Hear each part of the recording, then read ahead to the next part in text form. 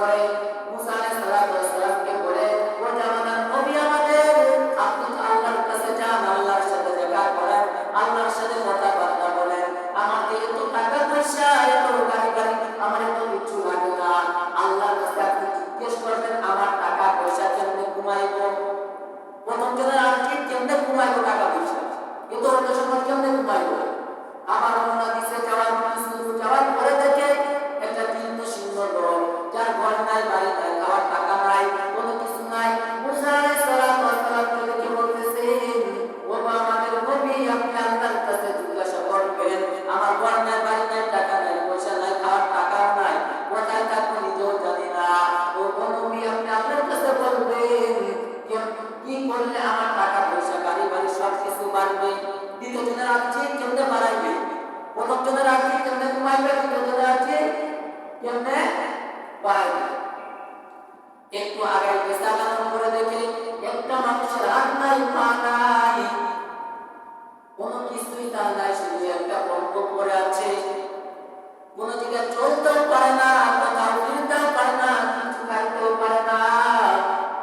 ওই লোকটা মুসা নবীকে ডাক দিয়ে বলে, নবী, আপনি আল্লাহর কাছে জিজ্ঞাসা করবেন, এই যে আল্লাহ আমাকে বানিয়েছে, হাত নেই নাই, পা নেই নাই, আমি কি করে কথা বলতে পারি না, আমি কেমন করে খাইব, কি করতে আল্লাহ আমাকে বানাইছে, এই কথাটা জিজ্ঞেস করেন আল্লাহর কাছে। মুসা আলাইহিস সালাম আল্লাহর কাছে গেছেন, আল্লাহর সাথে কথা বলে 3 জনের আরজি পেশ করেছেন। আল্লাহ পাক রব্বুল আলামিন 3 জনের আরজি উত্তর মুসা আলাইহিস সালামকে বলে দিয়েছেন।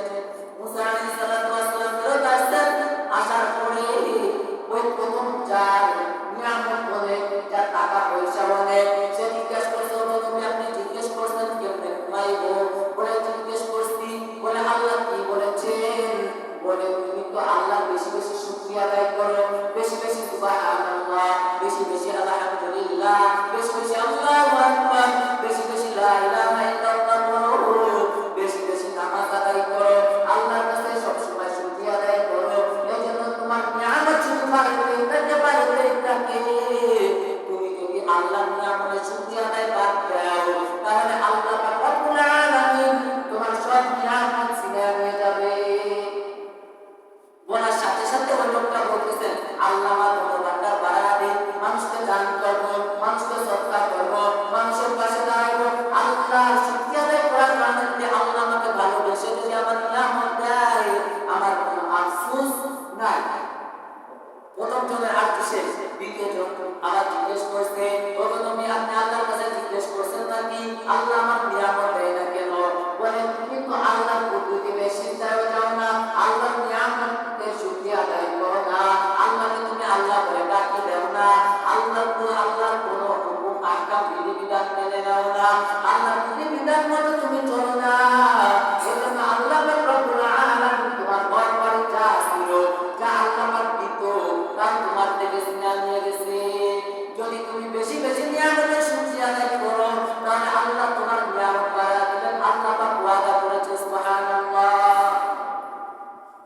দ্বিতীয় লোকের কাছে গেছে, তারপরে দ্বিতীয় লোক জিজ্ঞাসা করছে, ও নবী আল্লাহ আমাকে কেন বানিয়েছেন, বলে তোমাকে আল্লাহ পাক রব্বুল আলামিন জাহান্নামের একটি ছিদ্র আছে, ওই ছিদ্রটা বন্ধ করার জন্য তোমাকে আল্লাহ পাক বানিয়েছে।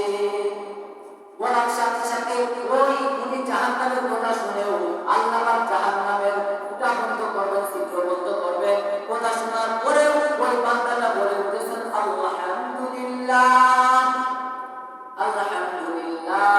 বলার সাথে সাথে আর দেখে মুসা নবীর সামনে দেখে যে তার হাত হয়ে গেছে, পা হয়ে গেছে, তার পুরো বডিটা হয়ে গেছে, সুবহানাল্লাহ।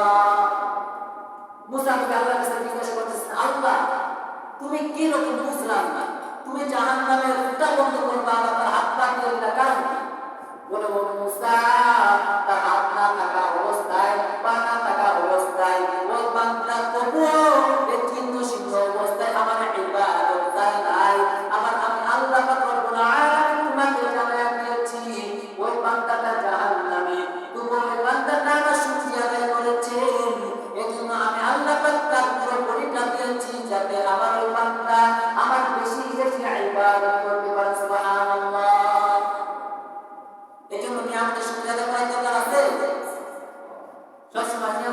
আদায়